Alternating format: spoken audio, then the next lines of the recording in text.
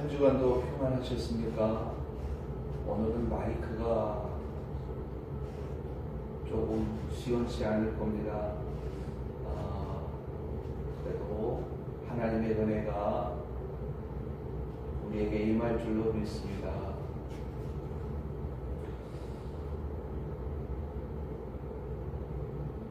한 주간 동안 여러분들은 어떻게 지내셨나요?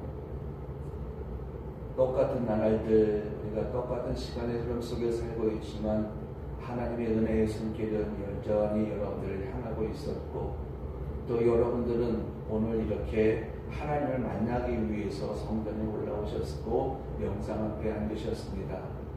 단순한 행위인 것 같지만 하나님은 여러분들의 그 단순한 행위로 인하여 큰 기쁨을 얻으시고 큰 은혜로 갚아주실 줄로 믿습니다. 사람이 살면서 가장 소중하게 여기는 것이 무엇이 있을까요? 대부분의 사람들은 물질이다, 돈이다 라고 말하는 사람이 있을 겁니다. 틀리지 않습니다. 돈은 우리에게 있어서 신과 같은 능력을 가지고 있어요. 돈이면 못할 것이 없다, 못 이룰 것이 없다, 이런 사상을 갖게 하고요. 그리고 실제 우리가 살고 있는 현실은 돈이면 무엇인지 다 할 수 있는 사회가 현대 사회입니다. 특별히 이 젊은 세대들, 젊은 사람들 가운데에는 이 돈의 가치가 굉장히 높습니다. 절대적이죠. 그런데 돈의 가치가 나이가 들면서는 흔들립니다. 나이가 든 사람들에게는 돈의 가치보다도 더 소중한 것이 있고 더 제일이라고 말하는 것이 있다는 거죠. 돈의 가치를 대신한다라고 말하는 것이 무엇이 있을까? 바로 건강입니다. 건강. 나이 들면서 사람들은 돈도 중요하지만 돈보다도 더 중요한 것이 건강이다. 건강이 제일이다. 이렇게 말하는데 이 말 역시도 틀리지는 않습니다. 돈이 아무리 많아도 건강이 좋지 않은 사람 행복하지 않습니다. 가난한 사람이 볼 때에는 그래도 돈이 있으니 뭔가를 할 수 있지 않겠느냐 라고 말할지 모르겠지만은 건강 때문에 고생해 본 사람들은 돈도 소용이 없다. 돈이 아무리 많아도 건강이 제일이다. 이렇게 말을 합니다. 이렇게 사람들은 돈이 제일이다. 건강이 제일이다 이렇게 말을 하는데 참 신앙인들은 어떻게 말합니까? 참 신앙인은요 돈이 제일이라고 말하지 않고요 그리고 건강이 제일이라고 말하지 않습니다. 참된 신앙인은 어떻게 말하느냐? 누가 뭐라고 그래도 사람에게 있어서 가장 소중한 것은 하나님이고 하나님에 대한 믿음이다. 이렇게 이야기를 합니다. 참 신앙인이 이렇게 말하는 이유가 있습니다. 하나님께서 믿음이 분명한 사람들에게는 건강의 복도 주시고 물질의 복도 주시기 때문에 그렇습니다. 나아가서 세상에서 손으로 하는 그 모든 일들의 형통의 복도 주시기 때문에 그렇습니다. 이것을 경험한 참 신앙인들은 언제 어디서든 그래도 돈도 중요하고 건강도 중요하지만 그래도 중요한 것은 하나님이고 하나님에 대한 믿음이다. 이렇게 말을 합니다. 아브라함의 경우를 볼까요? 아브라함의 경우를 보면은 아브라함은 갈대아 우르에서 우상을 섬기면서 살고 있었지요. 그런 아브라함에게 하나님께서 약속의 땅으로 가라라고 하는 명령을 남기셨습니다. 약속의 땅이긴 하지만 하나님께서 축복을 약속하신 그 땅이긴 하지만 아브라함의 입장에서 볼 때에 그 가나안 땅은 낯선 땅입니다. 삶의 대책이 없는 땅입니다. 그런데 아브라함은 하나님에 대한 믿음이 분명했기 때문에 이삭을 했습니다. 무엇으로 설명할 수 있을까요? 믿음으로밖에는 설명할 것이 없습니다. 하나님을 믿었고 하나님의 약속을 믿었기 때문에 그는 낯선 땅으로 이삭을 결정할 수가 있었던 거죠. 약속의 땅에서 살게 된 아브라함 큰 부자가 되었습니다. 큰 부자가 되어진 이 아브라함의 마음속에는 아마 이런 마음이었을 거예요. 내가 고향을 떠나 낯선 객지에 와서 살게 되었지만 하나님의 은혜로 내가 이렇게 큰 부자가 되었도다. 이런 생각을 했을 겁니다. 그리고 나아가서 그가 100세에 얻은 아들에게 어떤 말을 했을까요? 100세에 얻은 아들이기 때문에 그 아들을 얻는 것조차도 하나님의 은혜로 얻은 일이지 않습니까? 그렇기 때문에 이삭이 성장하면서 아브라함은 하나님에 대한 믿음, 하나님을 가르쳤을 것입니다. 하나님은 어떤 분인지, 그리고 우리가 하나님을 어떻게 대해야 되는지 아브라함은 이삭에게 가르쳤을 것입니다. 그러면서 사람이 살아가는 데 있어서 가장 소중한 것은, 그리고 제일은 바로 믿음이다, 하나님이다, 이렇게 가르쳤을 것입니다. 그뿐이었을까요? 돌아서서는 하나님께 기도했겠지요. 하나님, 내 아들이 하나님에 대한 절대적인 믿음을 갖고 살게 하옵소서. 그래서 하나님의 축복의 계보를 잇는 자가 되게 하옵소서. 이렇게 기도했을 것입니다. 왜? 자신이 갈대아 우르 땅에서 떠나 이제 약속의 땅 가나안 땅에서 살게 되어지면서 경험했던 하나님의 큰 은혜들이 있었거든요. 물론 애굽으로 내려왔던 때도 있었고 블레셋 사람들이 사는 땅에서 살았던 때도 있었지만, 그럼에도 불구하고 아브라함은 자신이 경험한 하나님의 은혜를 아들 이삭에게 계속해서 이야기를 하면서 가르쳤을 것이고, 그리고 돌아서서는 하나님께 기도했을 것입니다. 우리는 그렇게 충분히 짐작할 수 있습니다. 여러분, 성도에게 있어서 가장 소중한 것은 하나님에 대한 믿음이고 하나님에 대한 신앙이라고 하는 사실을 여러분 깨달으시기 바랍니다. 우리가 하나님께 대한 믿음이 분명하면, 하나님에 대한 신앙을 분명히 하고 있으면 하나님은 그 믿음을 귀하게 여기시고 우리에게 물질의 복도 주시고 건강의 복도 주시고 형통의 복을 주셔서 그것을 누리게 하실 것이기 때문에 그렇습니다. 믿으시기 바랍니다. 그런데 여러분, 요즘 안타까운 현실이 교회 안에서, 가정 안에서 일어나고 있습니다. 아버지의 믿음이 아들에게로 흘러가지 않아요. 어머니의 믿음이 딸에게로 흘러가지 않아요. 그래서 아버지가 누렸던 하나님의 축복이 아들 때에서 끊어집니다. 이런 일들이 벌어지고 있어요. 어머니가 누렸던 하나님의 은혜가 딸 때에서 끊어지는 것을 볼 수가 있습니다. 정말 안타까운 일이죠. 믿음의 계보가 끊어지니 축복의 계보도 끊어져서, 그래서 곤고한 삶을 살아가는 가정들이 생겨나기 시작하고 있다는 거예요. 요즘 주변을 둘러보면요, 장로님 가정에 자녀들이 교회에 다니지 않아요.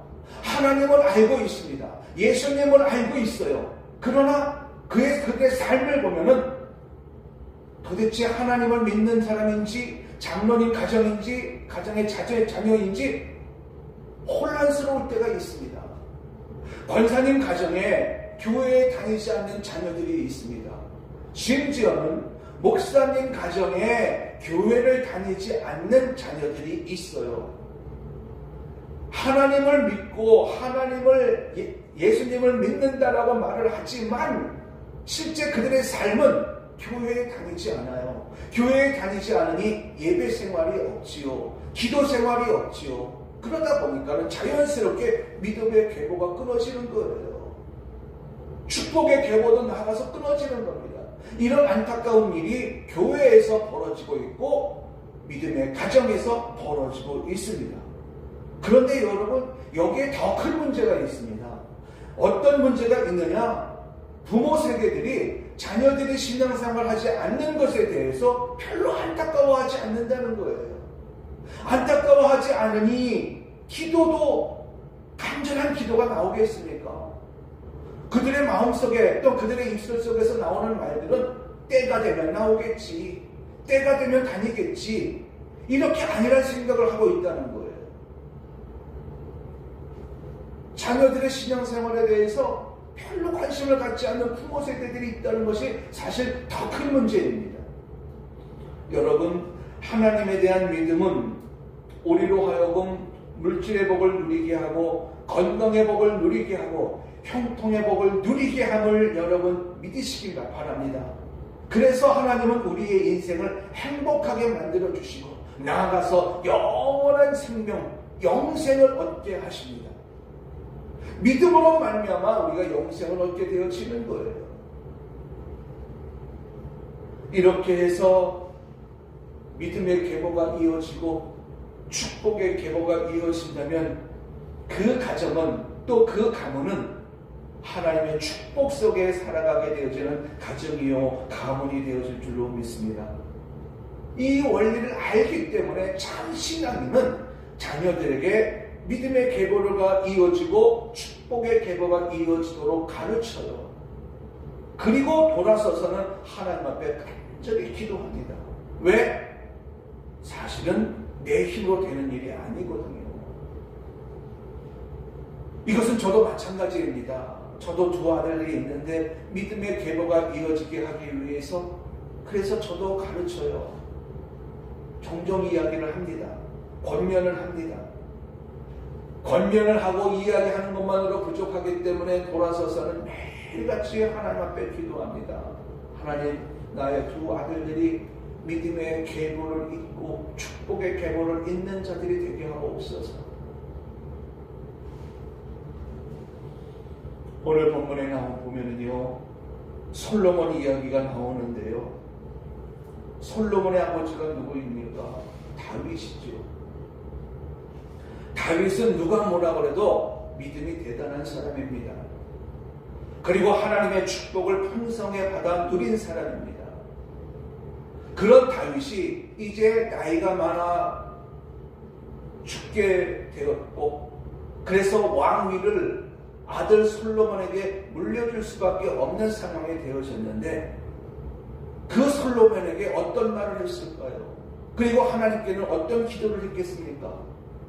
다윗도 여느 아버지처럼 아들 솔로몬에게 믿음의 계보를 잇도록 권면했을 것입니다. 축복의 계보를 잇도록 가르쳤을 것입니다.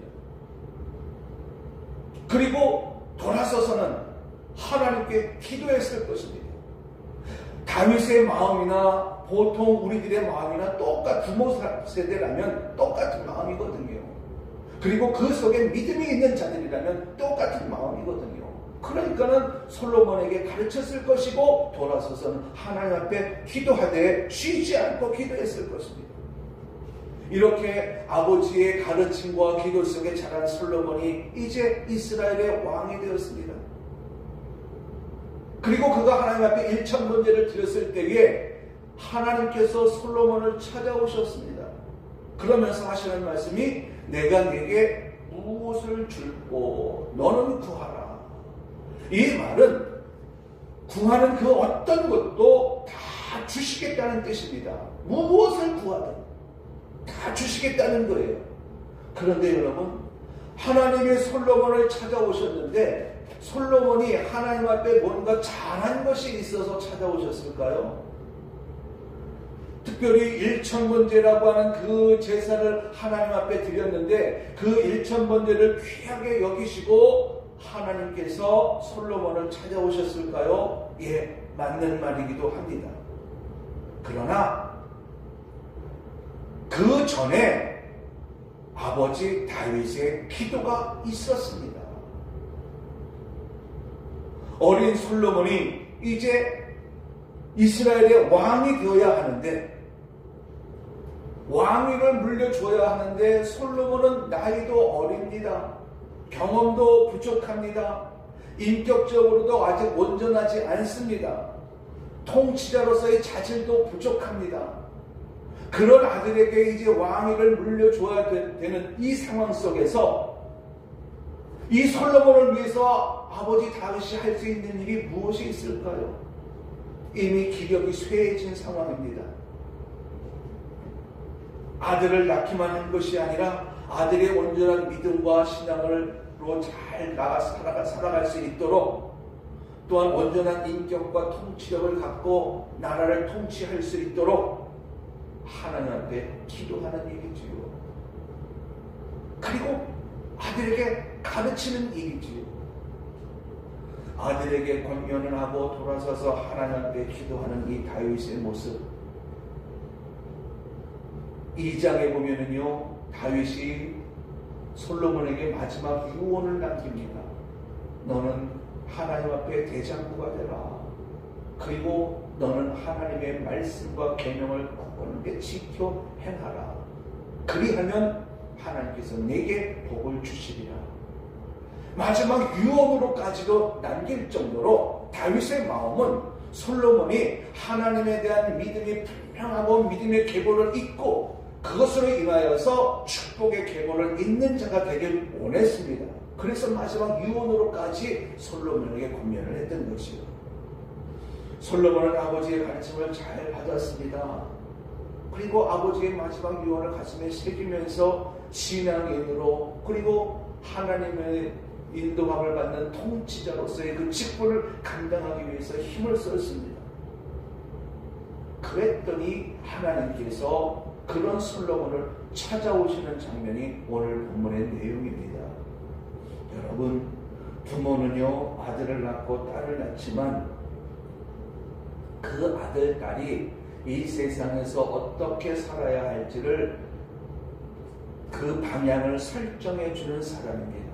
그래서 성경에 보니까요, 부모는 활, 그리고 자녀는 화살, 이렇게 표현을 해요. 활 시위를 어느 방향으로 당기고 그 화살을 향해서 손을 놓았을 때에 그 화살은 날아가지 않습니까?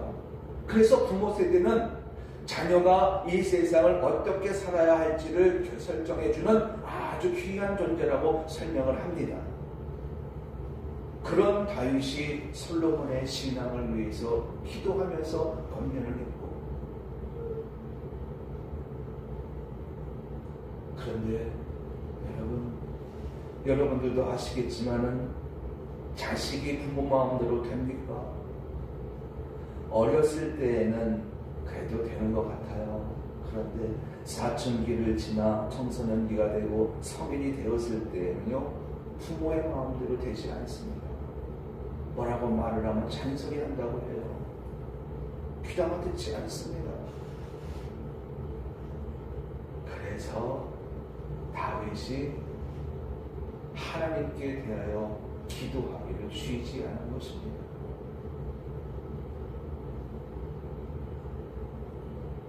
다윗이 솔로몬을 위해서 기도할 수밖에 없었던 첫 번째 이유는 자식은 부모 마음대로 되지 않는다라는 것을 알고 있었고, 둘째는 하나님의 도우심을 이미 있어야만 내 아들이 믿음의 계보를 잇고 축복의 계보를 잇는 자가 될 수 있다는 것을 알았기 때문이지요.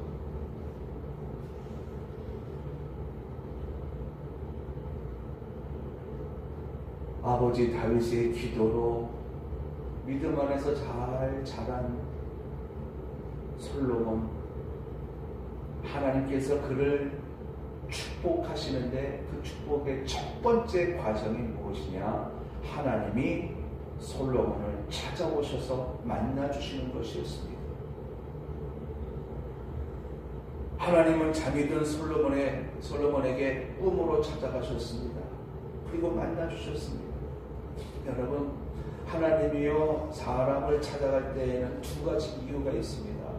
첫 번째는요, 징계와 심판을 하시려고 찾아가실 때가 있고, 두 번째로는요, 축복하기 위해서 찾아가실 때가 있었습니다. 오늘 솔로몬에게 하나님께서 찾아가신 것은 솔로몬을 축복하기 위해서 찾아가신 거거든요. 그런데 솔로몬의 노년에 하나님이 또 찾아가실 때가 있었습니다. 그때는 솔로몬을 징계하시고 심판하기 위해서 찾아가셨어요. 어쨌든 첫 번째 하나님께서 솔로몬을 찾아가셨을 때는 그를 축복하기 위해서 찾아가셨는데, 찾아가셔서 하신 첫 번째 말씀이 내가 내게 무엇을 줄고 너는 내게 구하라. 하나님을 만난 솔로몬, 그 만남을 통해서 솔로몬의 믿음은 더욱더 분명해질 수 있었고, 그리고 축복의 계보를 잇는 자가 될 수 있었습니다. 여러분, 여러분들의 자녀를 볼 때 얼마나 염려스러운 것이 있습니까? 걱정이 되는 것이 얼마나 있습니까? 그러나 그럴 때에 하나님이 여러분들의 자녀를 만나주시기만 한다면 인생의 그 어떤 문제로 인한 염려와 근심거리가 사라짐을 여러분 믿으시기 바랍니다. 적어도 내가 경험했던 하나님이지 있지 않습니까? 하나님의 축복으로 말미암아 인생의 문제를 해결받았던 그런 경험들이 있지 않습니까? 적어도 내 자녀들이 하나님을 만나기만 하면, 또 하나님께서 내 자녀들을 찾아오셔서 만나주기만 한다면 믿음은 자랄 것이고, 그 믿음으로 말미암아 인생의 문제를 해결하며 살 것이니 당연히 우리의 자녀들은 행복해지겠지요. 우리가 우리 자녀를 위해서 할 수 있는 최고의 일은 무엇이었을까? 예수님이 잡히시던 날 여자들이 예수님을 보면서 한없이 울었습니다. 그때 예수님께서 하신 말씀이 나를 위해서 울지 말고 너희 자녀를 위해서 울라. 이 말은 너희 자녀를 위해서 기도해라, 이런 뜻입니다. 여러분, 믿음이 있는 부모 세대, 우리가 자녀들을 위해서 할 수 있는 가장 좋은 것은요, 믿음의 계보를 잇도록 가르치는 것입니다. 그리고 그것만으로는 부족하니 돌아서서 하나님 앞에 기도하는 것입니다.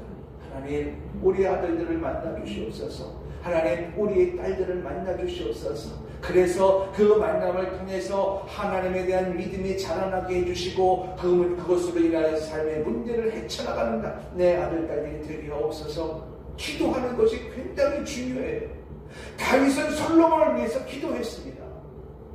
우리가 이 다윗처럼 기도한다면 하나님은 분명 때가 이르렀을 때에 우리의 자녀들을 만나주실 것이고, 그래서 그 만남을 통해서 믿음의 계보를 잇는 자가 되게 하실 것이고, 나아가서 축복의 계보를 잇게 만들어 주실 것입니다. 그러므로 여러분, 우리가 자녀에게 무엇을 가르칠까? 이 세상에서 제일 소중한 것이 무엇일까? 이 세상에서 제1은 무엇일까? 하나님이요, 하나님에 대한 믿음인 것을 가르칠 수 있는 여러분들이 되시기 바랍니다. 그리고 돌아서서는 기도해 주세요. 뭐라고 기도하느냐? 하나님, 우리 아들, 딸들을 만나 주시옵소서.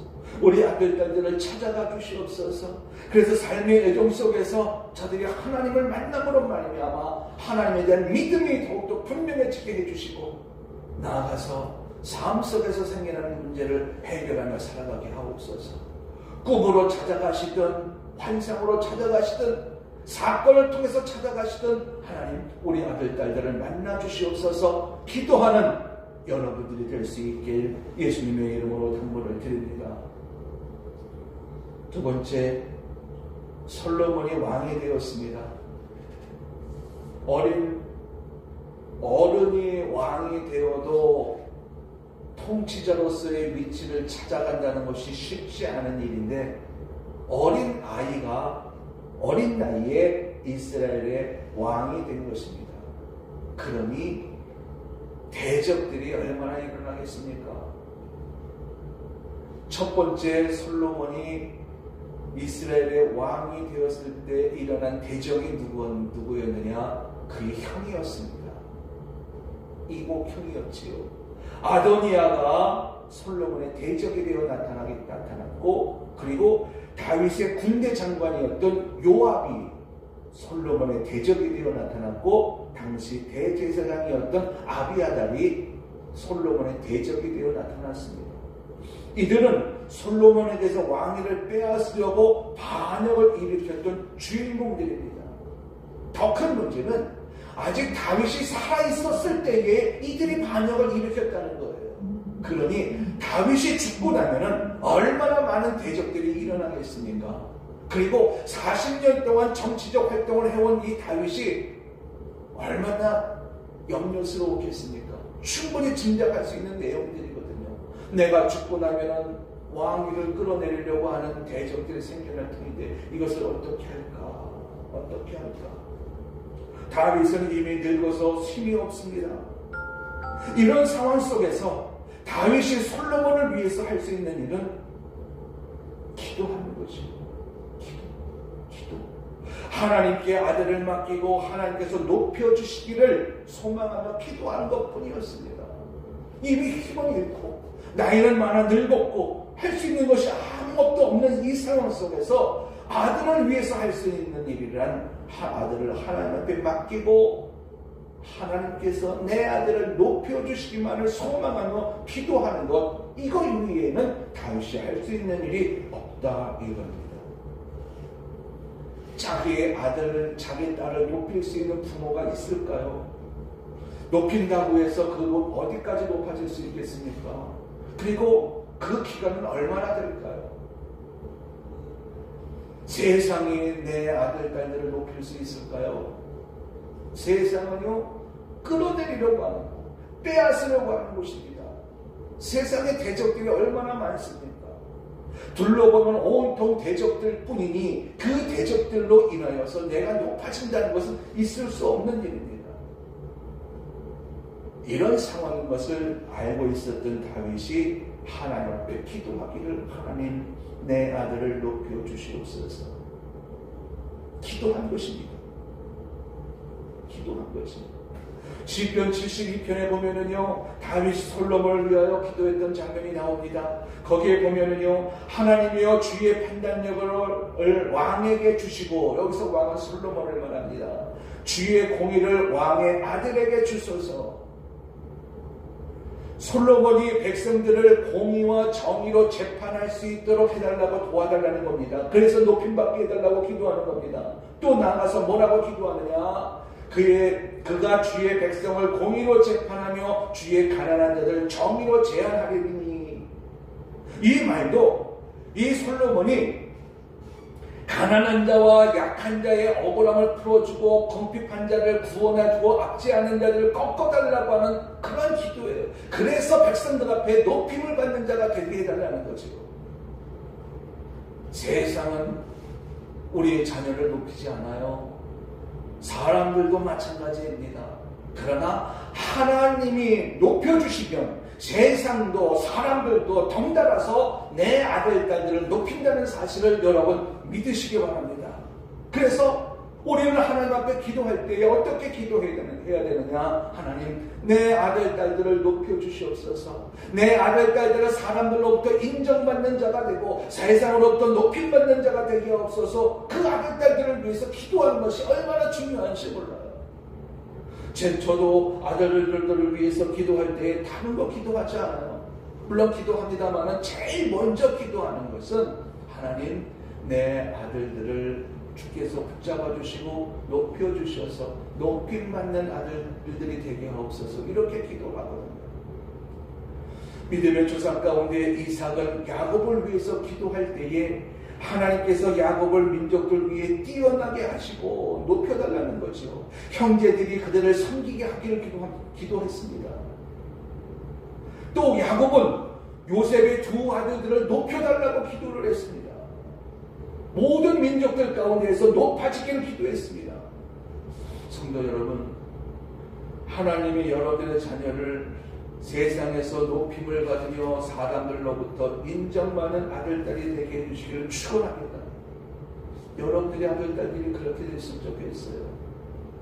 적어도 오늘 말씀을 듣는 여러분들의 아들, 딸들이 세상에서 꼬리가 되지 않고 머리가 되었으면 좋겠어요. 그런데 그 머리가 되게 하실 수 있는 이가 누구이냐? 오직 하나님 한 분뿐이에요. 나는 할 수 없습니다. 아무리 내 아들, 내 딸을 사랑한다 할지라도 나는 할 수가 없습니다. 오직 하나님 한 분뿐이니 그 하나님 앞에 내 아들, 딸들을 높여달라고 기도하자는 거예요. 죽음을 앞둔 다윗이 솔로몬을 위해서 기도했습니다. 그랬더니 하나님께서 솔로몬을 찾아오셔서 솔로몬에게 은혜를 부으시는데 지혜를 부으시고 총명을 부으시고 부귀를 부으십니다. 사람들 앞에 높임을 받게 하는 것이 믿음의 계보를 잇는 자가 되어지고 축복의 계보를 잇는 자가 되게 해주신 거예요. 성도 여러분, 여러분들의 자녀가 행복해지길 원하신다면 여러분 기도하시기 바랍니다. 기도해 주세요. 믿음의 계보가 이어지도록 기도해 주시고요. 그것으로 말미암아 축복의 계보를 이어서 누리는 자가 되게 해달라고 여러분 기도해 주세요. 다윗이 솔로몬을 위해서 그렇게 기도해 주었기 때문에 솔로몬은 누리는 자가 될 수 있었고, 솔로몬의 공로라기보다는 다윗의 공로인 거지요. 그러므로 우리를 보는 게 성도님들은 사랑하는 아들들에게 이 세상에서 제일 소중하고 제일 일이 무엇인가 하나님이고 하나님에 대한 믿음인 것을 가르치시고 돌아서서는 그 아들 딸들이 하나님의 축복 속에 살아가도록 믿음의 계보를 잇는 자가 되도록 축복의 계보를 잇는 자가 되도록 여러분 기도해 주시기 바랍니다. 그래서 사람들 앞에 높임을 받을 수 있도록 여러분 기도해 주시기 바랍니다. 부모의 기도는요 큰 능력이 있습니다. 때가 되면 반드시 거두어요. 마지막으로 7절 말씀해 보면은요, 솔로몬이 자기 자신을 가리켜서 뭐라고 고백을 하냐면요, 종이라고 고백을 합니다.